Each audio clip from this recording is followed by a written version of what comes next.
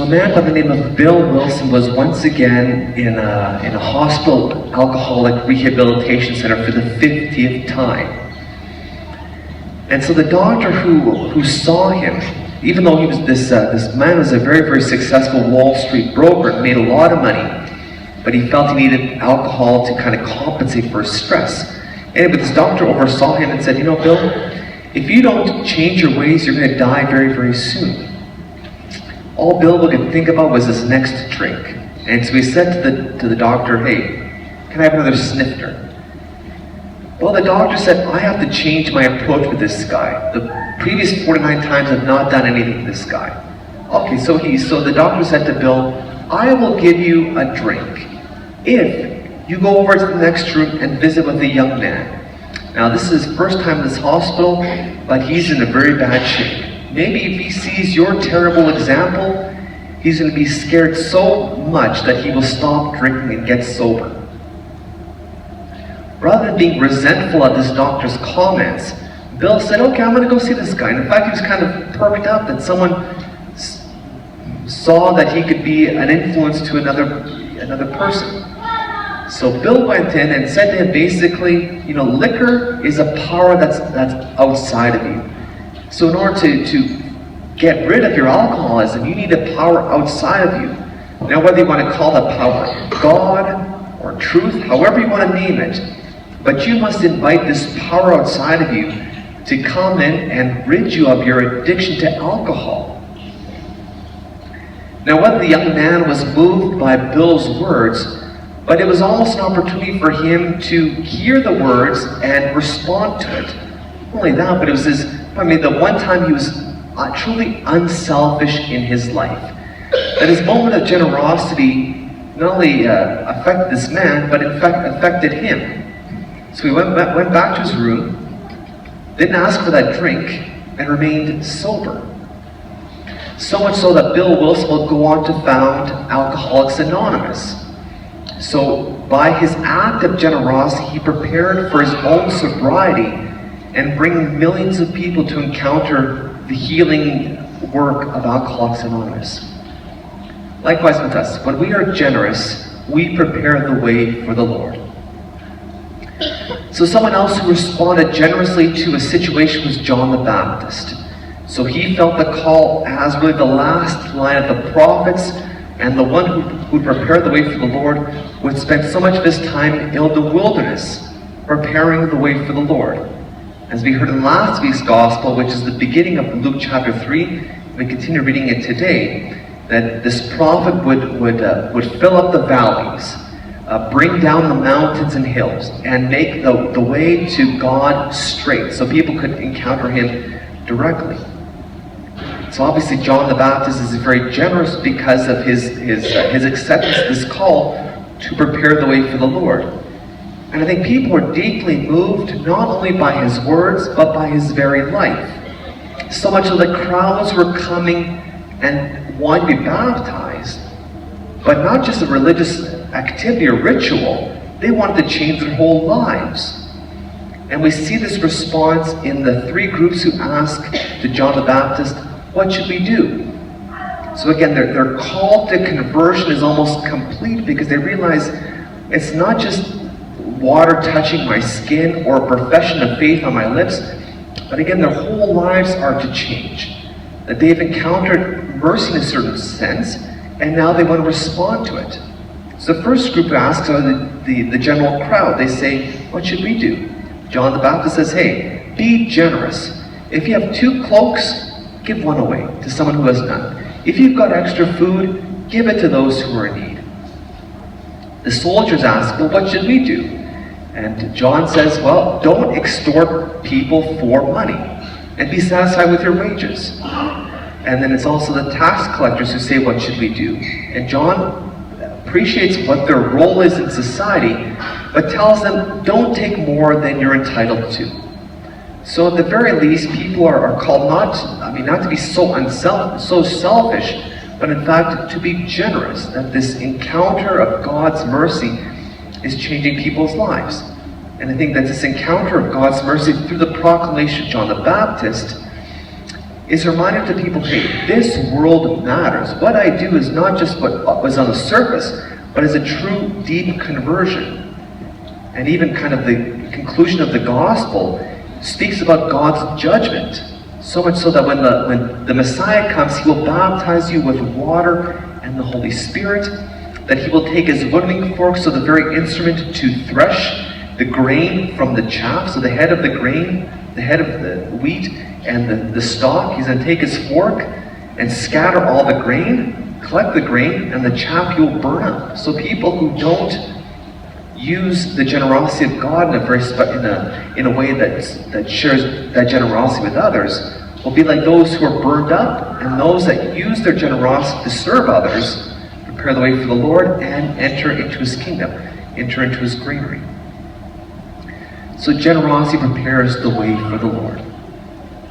Now I think this is a common accusation that people have against those who are religious or those who are even Christian. Yeah, the words you say are wonderful, but your life doesn't match up with your very words. Now, especially with Christmas, and many people return to church on Christmas and Easter, what about the other times? I mean, they realize the significance of the very person of Jesus, but in terms of regular practice of it, I don't need God. Why? Well, there's a woman by the name of Sherry Waddell who wrote a book called Forming Intentional Disciples. And she makes a point of the reality of religious observance. That the number one group of religious affiliated individuals in the United States, presumably in Canada as well, would be Catholics. The second largest religiously affiliated group in the United States, probably Canada as well, non-Catholics. Those who have been baptized in the faith have probably gone to Catholic schools, but once they hit adulthood, they leave the faith. Why? I think it's this almost dichotomy of those who profess faith and don't live it out faithfully, that they haven't been truly converted. And we see what happens when people are truly converted, as we've just heard in our gospel. Those who seek baptism and say, what should we do? How can we make an impact? How can we share the generosity God has given us and be generous with others? Because we will be judged to the degree in which we've used God's gift to be a gift for others. I think Pope Francis has this sense of the importance of true conversion. And so he has called forth a Jubilee of the Year of Mercy, which began on Tuesday with the Feast of the Immaculate Conception and concludes with the Feast of Christ the King in late November. So for Pope Francis, he wants to celebrate the 50th anniversary of the conclusion of Vatican II. Now, some of you may be familiar with the changes that have come on. Like those who are old enough to remember that the Mass was celebrated in Latin, for instance. And now there's been tremendous changes as a result. And so Pope Francis really wanted to remember that the Church, the bishops of the world from 1962 to 1965 want to re-articulate the faith. So the content never changes, but the context of the world has changed. And so for the Church to respond to the needs of the modern world. And so for Pope Francis to say, hey, what was taught at Vatican II is very good, so we should go back to that. And also this year of mercy is to say to the church, hey, we've got good news, we've got a gospel of joy, we got to share it. But first of all, I think he asks each Catholic, have you encountered God's mercy? Do you know he loves you profoundly? He wants to rescue you. And in turn, he wants you in turn to share that generosity, that mercy with others. Now at the beginning of this year of mercy, which began on Tuesday, the opening of the holy doors in Rome, is he said to the church, the whole church, hey, we have to encounter God's mercy in a profound way ourselves to be fruitful, and in turn to go to a place in the world where the mercy of God is not present. Whether it be lapsed Catholics, fallen away Catholics, or those who've never heard the Bible and the good news.